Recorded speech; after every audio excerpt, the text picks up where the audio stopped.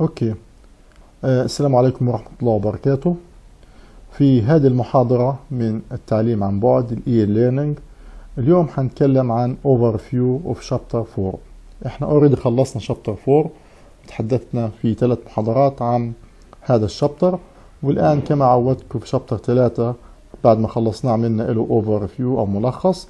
الآن في chapter 4 بنعمل كمان ملخص له. هذا الملخص لا يغني بتاتا عن سماع جميع المحاضرات الخاصة بالشابتر، ولكن على الأقل يعطي فكرة واضحة عن الشابتر، وبالتالي ينصح بأنه نستخدم هذا الملف أو نسمعه بعد ما نسمع الملفات الثلاثة الأولى اللي هي شابتر 4 ليكتشر 1، شابتر 4 ليكتشر 2، شابتر 4 ليكتشر 3. بعدين بنسمع 4 اللي بيعطينا فكرة جيدة عن الشابتر. احنا عارفين انه شابتر 4 كان بيتكلم عن حاجة مهمة اسمها الفايتو ريميديشن، البايو ريميديشن. اذا في شابتر 4 رح نتكلمنا بشكل اساسي عن البايو ريميديشن. عرفنا ان البايو ريميديشن بانه هي قدرة الكائنات الحية على انها تعمل ازالة للملوثات، للبوليتنس. وهذه البايو ريميديشن كان بيدان باي مايكروبس. الميكروبس هون بتشمل الفطريات فانجاي اند بكتيريا او بلانتس، والبلانتس لها كيس خاصة سميناها فايتو ريميديشن. البلانتس والمايكرو اورجانيزمز من خلال الخاصية الفسيولوجية إلها أو من خلال الكاتابوليك اكتيفيتي أو الميتابوليك اكتيفيتي لإلها قادرة أنها تعمل ما يلي: قادرة تعمل ريدكشن للبوليتنس، يعني تكسر البوليتنس، تقلل من نسبة وجوده، تعمل ديجريديشن، تحوله في النهاية ل CO2، أو تعمل إليمينيشن، أو تعمل بايو ترانسفورميشن، انها تحوله لمركب اقل سمية. ولها قدرة انها تعمل البايو ريميديشن في جميع اللي هي انواع التلوث، سواء كان التلوث الخاص بالسويل، بالتربة، او بالسيدمنت، او حتى بالووتر. طيب ليش هذه التكنيك اللي هو البايو ريميديشن، وهو عبارة عن بايوتكنولوجيا تكنيك، اصبح تكنيك مهم جدا في السنوات الاخيرة، ويستخدم بكثرة لعمل بايو تريتمنت للأورجانيك والأورجانيك كونتمنتس، لأنه باختصار واحد: it is effective treatment, can be done in situ and ex situ, it has no bioproducts, it is safe, آمنة, reliable, can be applied, effective و low cost، وأهم حاجة إنها environmentally friendly، يعني تعتبر صديقة للبيئة وبتحقق السستينبل ريميديشن اللي احنا بنبحث عنها. وكذلك عملية ما بتحتاجش لبروسيجر عالي عشان تعمل إلها سيت اب أو عملية اوبريشن. زي ما حكينا إنه هي الكائنات الحية بتستخدم قدرتها البيولوجية من خلال عمل بيولوجيكال بروسيس بتحدث نتيجة الكاتابوليك ميتابوليزم أو الأكتيفيتي للنباتات ولا الميكروبس، انها تقدر تعمل عملية بايو ريميديشن بكافة اشكالها، سواء كانت إليمينيشن او اتينيويشن او حتى ترانسفورميشن للأورجانيك ولا الان اورجانيك، عشان في النهاية تحولها لكربون dioxide and water as final product of biodegradation. Question: what is the final product of bioremediation? طيب الكائنات الحية هذه عشان تعمل بايوريميديشن قلنا انها هي عشان هيك بنسميها biological agents. ايش يعني biological agents؟ يعني هي عبارة عن مكونات حية قادرة على انها تعمل بايوريميديشن، والبايوريميديشن يعني قادرة انها تعمل بايو ترانسفورميشن اند بايو ديجريديشن للبوليتنس. ممكن الاورجانيزمز اتسلف يعمل هذه العملية من خلال ييست او من خلال فانجاي او من خلال بكتيريا او من خلال البلانت، او ممكن بعض الاكتيفيتي تاعت الاورجانيزمز تساعد على اللي هي البايو ديجريديشن او البايو ريميديشن، زي انه تفرز بعض الانزيمات من خلال الانزيماتيك اكتيفيتي، او انها مثلا تفرز انتي بوديز. فهذه كلها طبعا بتساهم في قدرة الكائنات الحية هذه انه يكون لها physiological and metabolic ability to assist in degradation of the organic or anorganic compounds وتحولها لنون توكسيك كومباوندز عشان تنتج بعملية المينراليزيشن اللي في النهاية بينتج عنها تكوين ال H2O وال CO2. Please, what is meant by mineralization? Define mineralization. Back to chapter 2 you will find the answer. تمام. البايوريميديشن قلنا انه بيتكون من two groups.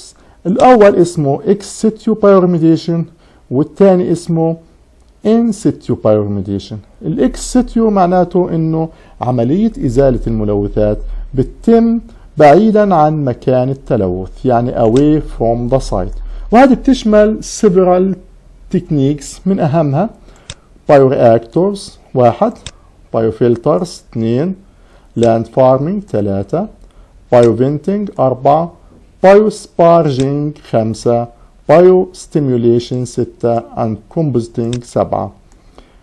fill in يعني complete. There are several ex situ bioremediation tools 1 2 3 4. complete 1 for example bioreactor. 2 you can write land farming. 3 bioventing. 4 biofilters.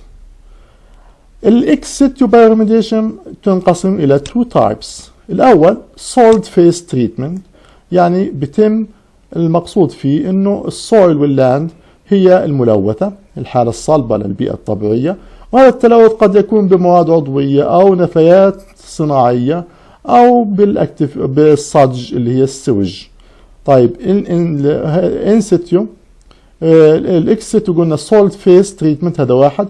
2 سالري فيس اللي هو عبارة عن حالة ما بين الصلبة والسائلة، يعني بيكون في عندي water combined with soil. باختصار لو قال لك mention 3 techniques or tools of ex situ زي ما حكينا تو، في عندي اللاند فارمينج. ايش هو اللاند فارمينج؟ باختصار في عندي soil is excavated and spread over prepared bed، تربة بتم إلها حفر وتفرد يعني تنشر على طبقة محددة، وبصير لها عملية تقليب تيلينج، والتقليب هدفه الأساسي إنه يوفر أكسجين عشان يشغل الأيروبيك مايكرو أورجانيزمز اللي تعمل ديجريديشن للبوليتنس. باختصار لاند فارمينج بيعتمد على التيلينج اللي هو تحريك التربة اللي حيولد أكسجين، هذا الأكسجين حينشط الأيروبيك بكتيريا. خلصنا أوكي. 2 compositing باختصار انه انا اجيب التربة الملوثة واخلطها مع مواد عضوية غير خطرة زي المانيور، عرفنا ايش هو المانيور، وزي النفايات الزراعية. طب هذه المواد العضوية ايش وظيفتها؟ هذه المواد العضوية حتكون بيئة مواتية لنمو الميكروبس وبالتالي حتساعد في عملية الديجريديشن. 3 بايوبايلز. البايوبايلز هي عبارة عن حاجة مزيج ما بين الاثنين، ما بين اللاند فارمينج أي بمعنى أنه في عملية تحريك وفي أكسجين بده يجي وفي بكتيريا هوائية حتشتغل، وفي نفس الوقت اللي هو بشتغل على المواد العضوية الموجودة أو المخلوطة مع السويل، يعني كومبوزيتنج، وهذا حتجيب لي حرارة. طيب الحرارة إيش حتعمل؟ حتنشط البكتيريا معينة بتشتغل على درجة الحرارة العالية اللي هي اسمها الثيرموفيليك بكتيريا، والاكسجين اللي اجى من اللاند فارمينج حينشط الايروبيك بكتيريا، بالتالي حتنشط في هذه العملية الايروبيك والثيرموفيليك بكتيريا at the same time. لو قال لك what is the main difference between biophiles and composting؟ طلعوا بيشبهوا بعض، لكن الفكرة انه البايوبايلز فيها اريشن يعني في اكسجين جاي، بينما الكومبوستنج ما فيش اريشن وبالتالي هي عبارة عن انايروبيك في النهاية. لكن هنا في البايوبايلز في اريشن في ايروبيك، وهي عبارة عن ايش اذا ميزة بين اللاند فارمينج اللي بيعتمد على الاريشن بشكل اساسي وما بين الكومبوستنج اللي بيعتمد على الاورجانيك كومباوندز بشكل اساسي. اذا البايوبايلز هي دمجت بين الاثنين مع بعضهم البعض. البايورياكتورز بسيط زي ما اخذنا في كورس الفايتوبايوتكنولوجي، عبارة عن كونتينر، والكونتينر بيكون بداخله باراميترز معينة، بيكون مايكروبس، بيكون بي اتش محددة، بتكون عادة للبايو تريتمنت للاورجانيك كونتامينانتس، عادة بتكون يا في الليكويد، الكونتينر ما بيكونش في حالة صلبة، يا بيكون ليكويد يا بيكون سالاريز، يعني بيكون مادة مائعة. البايوفنتنج هو عبارة عن أكسجين زائد النيوترانت مع بعض، ولكن بيتم توصيلهم للكونتمينيتد سويل عن طريق الويلز، عن طريق أبار. هذه الأبار طبعا الويلز هي وظيفتها إنها تدفق أكسجين للبكتيريا الانديجينيوس بكتيريا، يعني البكتيريا المحلية الموجودة اوريدي في السويل، وهي طبعا كمية بسيطة من الأكسجين كافية بأنها تنشط عمل البايوديجريديشن وتنشط عمل البكتيريا، مع أخذ بعين الاعتبار تقليل من عملية الفولوتاليزيشن والتلوث للأتموسفير. وهي طبعا بيستخدموها بشكل واضح للتريتمنت اوف هيدروكربونز. البايو اجمنتيشن صراحة أخذناه احنا في شابتر 1. قلنا إنه الهدف الأساسي إنه أنا أجيب بكتيريا بسميها اكسوجينيك، يعني مش اندوجينيك. هذه الاكسوجينيك بكتيريا بضيفها للسيستم، في هاي الحالة للسويل، بجيبها من outside of the contaminated soil، والهدف الأساسي إنها تصير كومبيتيشن مع النيتشورال بكتيريا، وهذا الكومبيتيشن طبعا حيعمل اكسلريشن ويسرع من عملية البايو ديجريديشن والترانسفورميشن. وهي تستخدم بشكل واضح لحاجة اسمها الكلورو بايروفورس بايوديجريديشن، اللي هي نوع من انواع المبيدات او البستيسايدز. في عندنا البايوسبارجينج، وهذه يا جماعه خاصه بمعالجه الجراوند ووتر، المياه الجوفيه، انه احنا بنعمل حقن للهواء انجكشن تحت ضغط معين عشان نزيد نسبه الاكسجين في المياه الجوفيه، اللي هي بدورها حتعمل على زياده عمل البكتيريا الهوائيه الطبيعيه الموجوده في الميه، واللي بالتالي بيساعد على زيادة البيولوجيكال ديجريديشن للكونتمينانتس بواسطة هاي البكتيريا.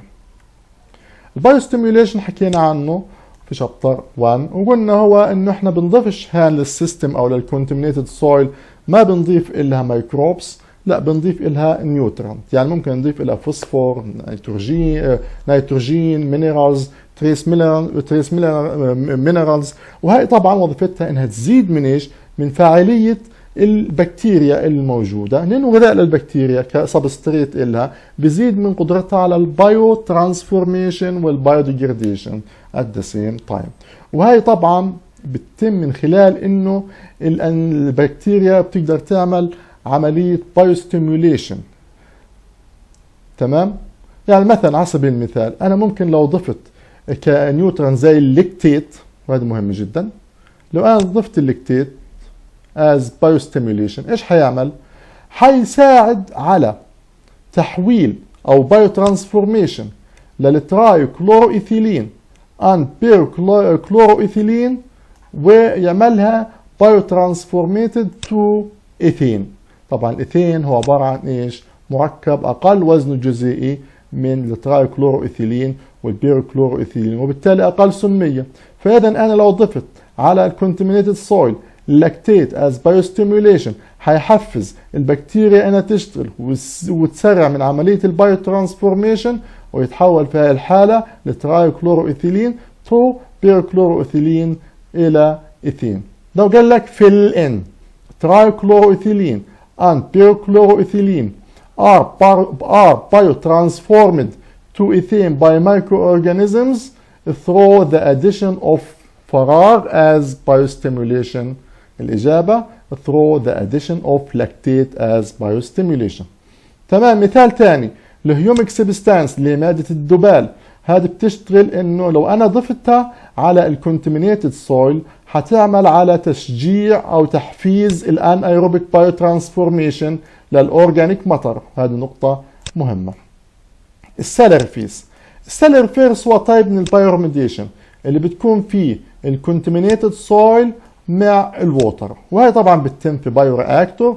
البايو رياكتور بيكون فيه الكونتمينيتد سويل متحدة او موجودة مع المية، يعني في حالة مائعة بيكون في ميكروبس في هذا البايو رياكتور بيكون في نيوترانت، بيكون في أكسجين، بيتم التحكم في الباراميترز عشان نحصل على اوبتيمم انفايرمنت مناسبة للمايكرو اورجانيزمز انها تشتغل وتعمل ديجريديشن للكونتمينانتس. وهي طبعا تستخدم السيلري رياكتورز بشكل اساسي لمعالجة المياه والتربة على حد السواء.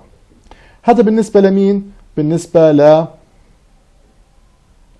اكس سيتيو. اما بالنسبة للان سيتيو، فالان سيتيو صراحة احنا بدنا نقول ان سيتيو انه احنا بنعمل بايو ريميديشن at the same site of contamination، وبالتالي بتم في نفس المكان اللي فيه التلوث، بتم للسويل وللجراوند ووتر على حد سواء. وهي طبعا تشتغل من خلال اضافة بكتيريا اندوجينيوس يعني من داخل النظام، او بنسميها naturally occurring bacteria، من خلال feeding nutrient and oxygen عشان تزيد الميتابوليزم اكتيفيتي بتاعتها، وبالتالي تساعد على اللي هو الميكرو، تعمل بروموشن للميكروبيال جروث اللي بالنهايه حيزيد من فرصه اللي هو البايوديجريديشن من غير ما اعمل اكسيكيفيكيشن او اعمل ريموف للسول او انقلها لاي مكان ثاني. يعني العمليه كلها بتتم at the same site. Please mention one example in your daily life. Mention one example in your daily life we can use in situ bioremediation. اذكر لي مثال على in situ bioremediation. We will talk about this later. Just pay your attention to this lecture and you will find the answer. الميكروبيال ريميديشن يا جماعة قلنا انه هو بيشتغل على عملية الديجريديشن للمواد الخطرة، سواء كانت عن طريق البكتيريا او الفطريات الهوائية او اللاهوائية. بالنسبة للايروبيك بكتيريا في عندي انواع كتير منها بتشتغل على البايوديجريديشن، وهان انا حاب اركز على 3 انواع مطلوب نعرفهم as aerobic bacteria. 1 بيزودوموناس، 2 رودوكوكاس، 3 مايكوبكتيريا. وهدول الثلاثة اللي انا ذكرتهم مع اللي قبلهم اللي هم الموجودين هون، بس انا بدي الثلاثة هدول مهمين جدا عشان يعملوا ديجريديشن للبستيسايد وللهيدروكربون وللالكين وللبولي اروماتيك كومباوندز. والفكرة الاساسية انهم بيستخدموا هذه المواد الكونتمينانتس كسول، كمصدر للكربون وللانرجي. الان ايروبيك بكتيريا بتقدر تعمل ديجريديشن للبولي كلورونيتد بايفينايلز وللاورجانيك سولفانتس زي التراي كلورو ايثيلين TSE وللكلوروفورم. طبعا عمليه البايوديجريديشن بالنسبه للايروبيك بكتيريا بتتم عن طريق انزيمات اسمها زي على سبيل المثال اوكسجينيز. اوكسجينيز جاي من اكسجين، يعني انه هذا انزيمات بتشتغل بتساعد البكتيريا الهوائيه انها تعمل بايوديجريديشن، وزي المونو اوكسجينيسز، وهذول مهمين جدا للايروبيك اورجانيزمز، مهمين جدا في عمليه الترانسفورميشن والمينراليزيشن للزينوبايوتكس اللي هي السينثيتيك اورجانيك كومباوندز. بينما الان ايروبيك بكتيريا بتروح بتستخدم ايش في الديجريديشن او في البايوديجريديشن؟ بتستخدم رينج من الالكترون اكسبتورز زي الان او 3، عوامل بتساعد على عمليه الاختزال، والحديد والمنغنيز والاس او 4 والسي او 2، وبتعتمد طبعا حسب ايش موجود فيها من خلال اعتمادها على حاجه اسمها ريدوكس كونديشنز. عندنا الميثين مونو اوكسجينيزز، هذه طبعا انزيم مهم جدا بيساعد على تكسير او عمل ديجريديشن لعده سبستريتس زي الكلورينيتيك الفاتيك تراي كلورو ايثيلين and 1,2 دايكلورو ايثيلين. وهنا ذكرنا في انواع لابد من حفظها. في عندنا الكونتمينانتس والبكتيريال سبيشيز. يعني البي سي بي بدنا نعرف انه بصير لها كونتمينيتد باي بايوديجريديتد باي رودوكوكاس، والميلاثيون بواسطه الاسبوربيليوم الاوزوسبيريليوم، والهيدروكربون بتشتغل عليها اللي هي الباسيلاس ستافيلوكوكاس والستريبتوكوكاس والانتروباكتر. الاروماتيك هيدروكربونز بتشتغل عليها المايكوبكتيريا والرودوكوكاس والباسيلاس، والبي سي بي برضه ممكن تشتغل عليها بالاضافه للرودوكوكاس البيزودومونانس، والبستيسايدز والكلوروبايروفوس والدي دي تي بتشتغل عليها الباسيلاس، بتقدر تعملها ديجريديشن، والستافيلوكوكاس والستينوتروفوموناس والدايز بانواعها المختلفه بتشتغل عليها البزدوميناس والانتروكوكس، والميتالز او الهيفي ميتالز بتشتغل عليها انواع من الباسيلس. بالنسبه للفطريات الفانجاي في عندنا الاويل هيدروكربونز كان بي degraded by several species of fungi خصوصا من الجينيوس اسبيرجيلاس والجينيوس بنسيليوم.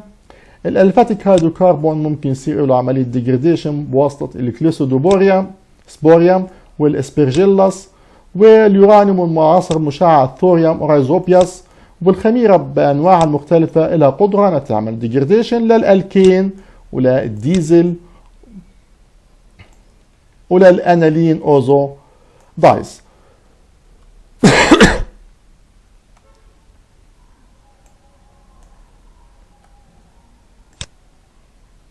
الانانيل اوزو دايز.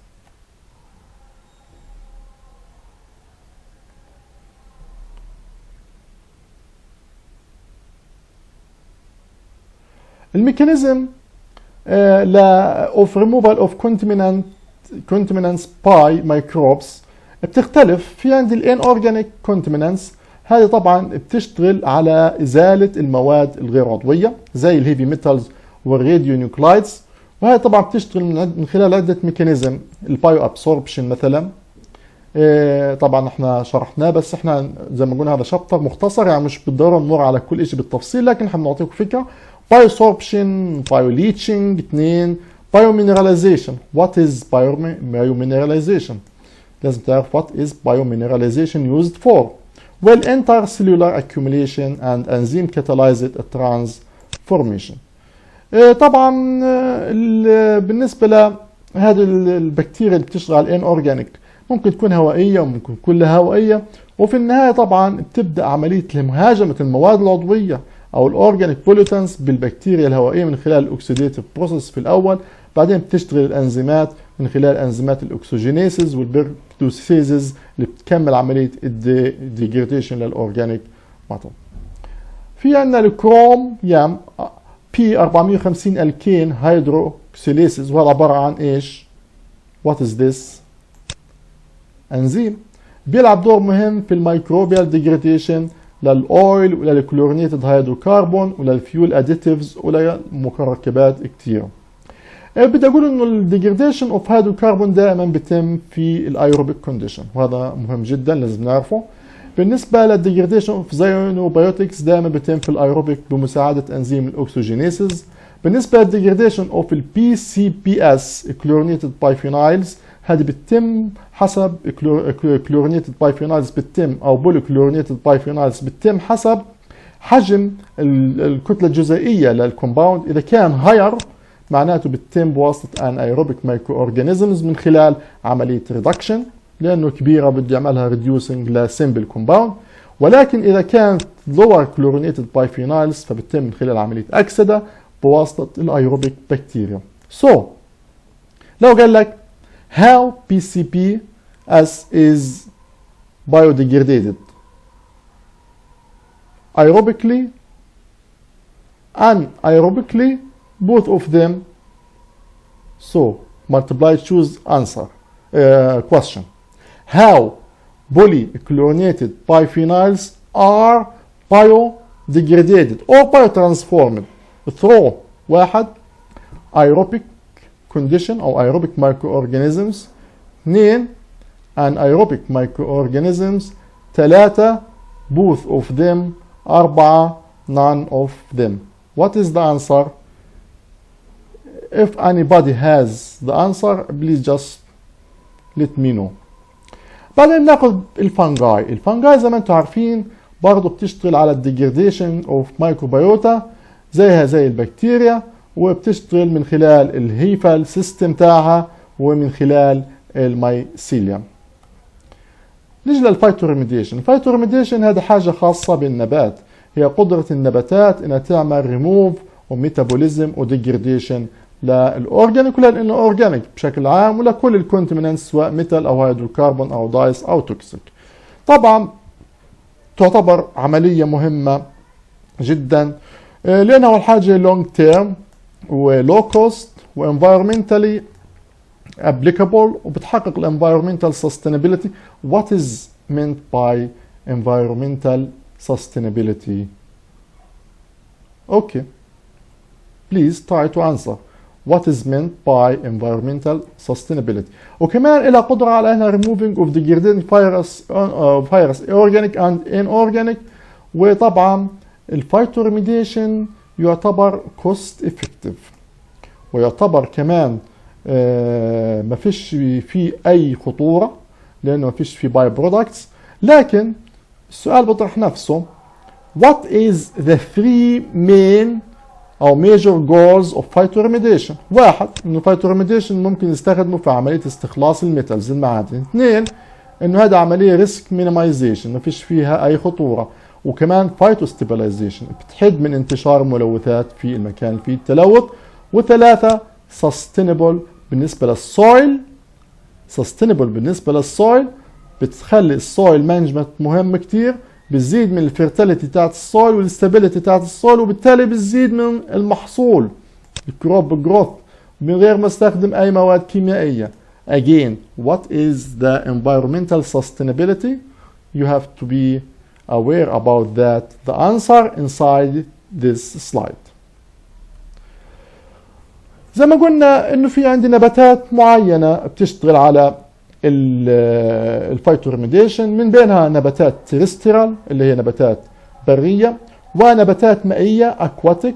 وطبعا هذا بيعتمد على حاجات معينة، يعني مش اي نبات باخده، لازم فرايتيز معينة، يعني بيعتمد على الفرايتيز، بيعتمد على الكالتيفارس، وبيعتمد على الجينوتايبس. والجينوتايبس هنا مهم جدا، السلالة الوراثية للنبات. وبيعتمد على نوع البوليتانت، يعني ممكن أنا أجيب نبات قادر إنه يعمل بايوديجريديشن مثلا للأويل، بس ممكن ما يعملش للهيفي ميتالز. فبالتالي كل نبات له خاصية معينة في هذا.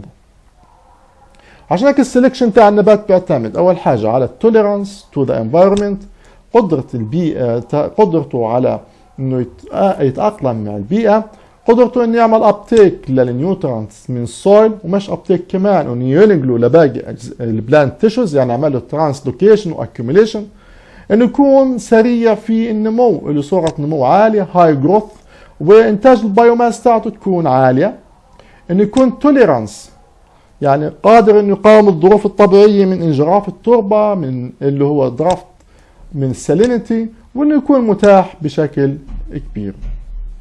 طبعا من النباتات البريه او التريسترال بلانتس، معروف انه التريسترال بلانتس لازم يكون لها جذور عميقه عشان تقدر تعمل فايتوريميديشن، يكون لها هاي بايوماس برودكشن، ويكون عمليه النمو سريعه لها.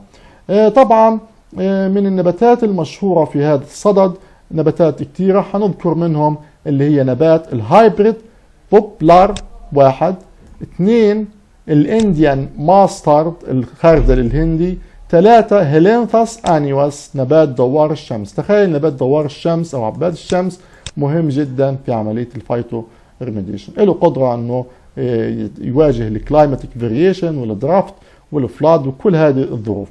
اما بالنسبه للاكواتيك بلانتس، فعشان تكون مناسبه للفايتو ريميديشن لازم تكون فري فلوتنج، ممكن تطفو على سطح الماء، او تكون تقدر تعيش مغموره في على سطح تحت سطح الماء. وطبعا معروف انه لها قدره على انها تعمل ريموفال للهيفي ميتالز، للراديو اكتيف اليمنتس، ولكل الملوثات بكافه انواعها. لازم تكون سهل انه نعملها كالتيفيشن، انتاج البايوماس تاعها عالي، الفاست جروث ريت لازم تكون مهمه بالنسبه لها، قادره انها تواجه الانفايرمنتال كونديشنز، هذا مهم بالنسبه لها، وبترشحها انها تكون نباتات مهمه. من الاكواتيك سبيشيز اللي لازم نعرفها ولا قدره ان تعمل فايتوريميديشن، اول حاجه الووتر فيرنز اللي هي عباره عن الصراخص المائيه، وووتر ليتس خس الماء، ووتر هايسنث وووتر كريس، يعني كلها من شله الووتر، والدارك ويدز والووتر فيلف. وفي غزه بالذات في عندنا نباتين مهمين جدا انه لهم قدره على انهم يعملوا فايتوريميديشن، موجودين في وادي غزه وتم دراسه عليهم، اللي هو التيفا لاتيفوليا هذا واحد، والفراجمايتس اللي هو الكومون سيدز. So mention 2 plants that are growing around Wadi Gaza and can be used in phytoremediation. What is the answer? The answer in this slide. لكن عملية البايوريميديشن بتتم عن طريق عدة بروسس. Mention the process أو the different process of phytoremediation. واحد phyto extraction، وهذه لها علاقة بالاكستراكشن أو البايو مايننج، يعني خاصة بالتخلص من الانورجانيك بوليتانس، وتستخدم بشكل أساسي في البايو مايننج. What is the bio mining؟ البايو مايننج you have to know إنه بتستخدم في استخلاص المعادن. عند الفايتو ديجريديشن اللي هو له علاقة بالاورجانيك كومباوند أو الاورجانيك اللي هو بوليتانس. والفايتو فولاتيلايزيشن انه النبات قادر على انه يحول الهيفي ميتالز لفولوتايل مولكيولز. وريزو فلتريشن والفايتو فلتريشن والفايتو ستابلايزيشن بشكل عام الان اورجانيك الها الفايتو اكستراكشن والفايتو ستابلايزيشن، هذول خاصين بالان اورجانيك، بينما الاورجانيك تشتغل بشكل اساسي على الفايتو ديجريديشن وعلى الفايتو ستيميوليشن وعلى الفايتو بايوترانسفورميشن. answer fill in بنقول organic pollutants can be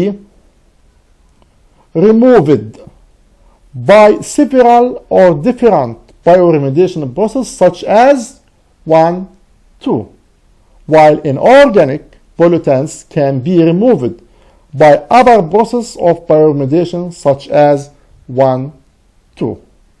الفايتو اكستراكشن والفايتو اكيوميليشن احنا بدناش نتكلم بالتفصيل لانه احنا حكينا عنهم، لكن بتبدا العمليه انه جذور النبات بتعمل عمليه ابتيك للبوليتانت وبعدين بيستغلها الترانسلوكيشن، يعني بتنقل لكل بلانت تيشوز للشوت سيستم. وهي طبعا تستخدم في الهيفي ميتالز وبيستخدموها زي ما حكيت لكم في الفايتو مايننج او في البايو مايننج. وات از ذا بايو مايننج؟ يعني لازم تعرف ايش هو البايو مايننج. اما الفايتو ديجريديشن والفايتو ترانسفورميشن فقلنا لهم علاقه بالاورجانيك كومباوند بكافه اشكالهم. وبعدين اتكلمنا عن الفايتو فولاتيلايزيشن وانه النبات في هذه الحاله من خلال الجذور بيمتص المعادن الثقيله الهيفي ميتالز، بعدين بيحولها لفولاتايل كيميكالز في الشوت من خلال الترانسكوليشن وبصير لها بايوميثيليتد فورمز، وبالتالي بتتحول لفولاتايل كومباوندز ليس توكسيك بيتم التخلص منها في الاتموسفير. واخذنا مثال عليها مهم جدا، قلنا السيلينيوم النبات بيمتصه وبصير من خلال عمليه البايوميثيليشن بتحول لميثايل سيلينيت اللي هو في النهايه عباره عن فولاتايل فورم يتطاير في الاتموسفير وبالتالي بيحد بيكون غير سام بيطاير في الاتموسفير بالتخلص منه في الاتموسفير. بعدين تكلمنا عن الريزو فلتريشن وقلنا انه برضه هاي بتشتغل انه النبات بيعمل ابسورب بريسبيتيشن ريموفال للكونتامينيشن، وقلنا هذه خاصه بالهيفي ميتالز وخاصه كمان بالراديو اكتيف ميتالز، وتستخدم في معالجه بشكل عام للتريتمنت للووتر بكافه اشكالها، الجراوند ووتر او السيرفيس ووتر او الويست ووتر. What is meant by groundwater and what is meant by surface water and what is meant by wastewater? Mention an example for each. الفايتو ستابلايزيشن، هاي الفايتو ستابلايزيشن مهمة جدا لأنه هذه النبات بيعمل عملية استابيليتي للكونتيننت في السويل وبيمنع إنه يصير له عملية distribution لمناطق أخرى، يعني بيعمل reducing للبايو availability of the contaminant. هذا مهمة كتير. الفايتو stabilization of organic contaminants or metallic byproduct is also achieved من خلال attaching to plant components such as lignin, which is referred as phytolignification. Define phytolignification and how is this process is formed.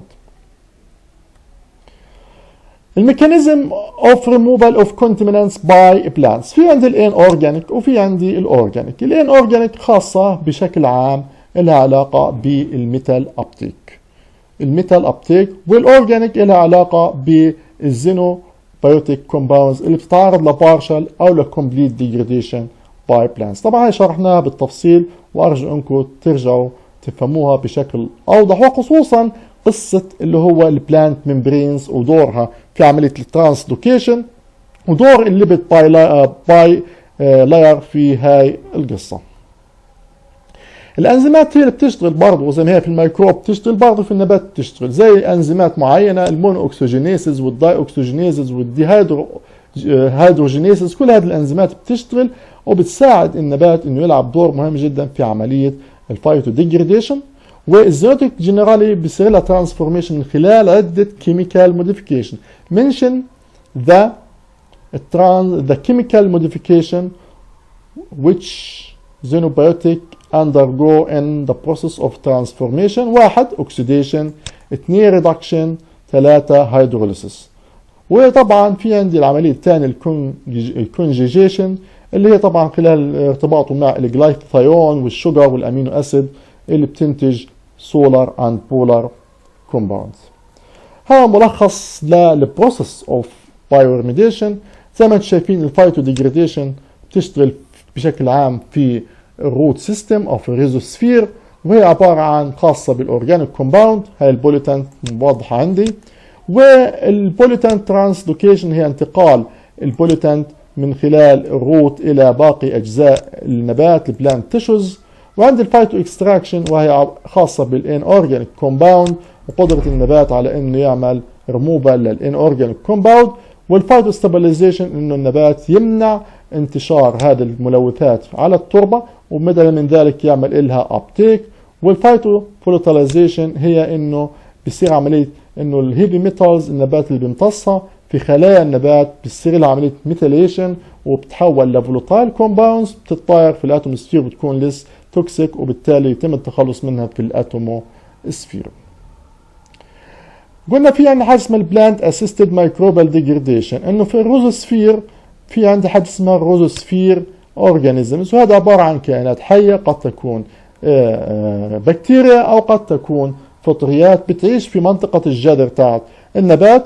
وطبعا بخليها تعيش انه النبات بيفرز مواد شوجر وامينو اسيد وانزيمات، وهذا طبعا مهم جدا لهذه الكائنات للميتابوليزم تاعتها، فبالتالي بتزيد من نمو هذه الميكروبيال اورجانيزمز، وزيادة نموها بتعمل سرعة في اداء النبات في الفايتوريميديشن، بصير عملية اكسلريشن. والنبات طبعا بيستفيد انه هذه الكائنات اول حاجة بتحفزه او بتزيد من سرعته على الفايتو ريميديشن، بما فيها الفايتو فولاتيلايزيشن اللي بتتم عن طريق اللي هي الميكروبيال انتر اكشن، اللي اخذنا مثال عليه السيلينيوم على سبيل المثال. وطبعا في نفس الوقت انه الكائنات هذه بتستخدم المواد اللي بيفرزها جذر النبات زي الشوجر والامينو اسيد لعمليه الميتابوليزم. والنباتات برضه بتساعد الميكروبس ايضا بتساعد النبات على انه يتخلص من الباثوجينز او ما يصيرلوش انفكشن. هذا السلايد يا ريت تقروها بالتفصيل لنا سلايد شيقه جدا بتوضح العلاقه بين الميكروبس والنبات في منطقه الروزوسفير.